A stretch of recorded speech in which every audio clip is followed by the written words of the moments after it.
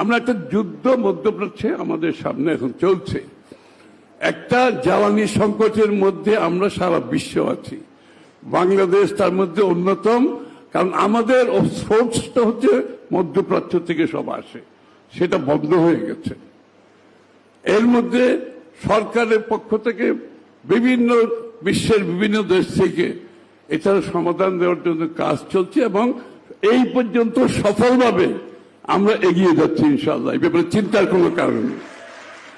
কিন্তু মানুষের মধ্যে একটা প্যানিক কাজ করছে, এটা করতে দেওয়া যাবে না। প্রতিনিয়ত যে তেল আগে সাপ্লাই হতো এখনো তাই হচ্ছে, তার চেয়ে বেশি হচ্ছে। কিন্তু কিছু কালোবাজারি এটাকে নষ্ট করে দিচ্ছে।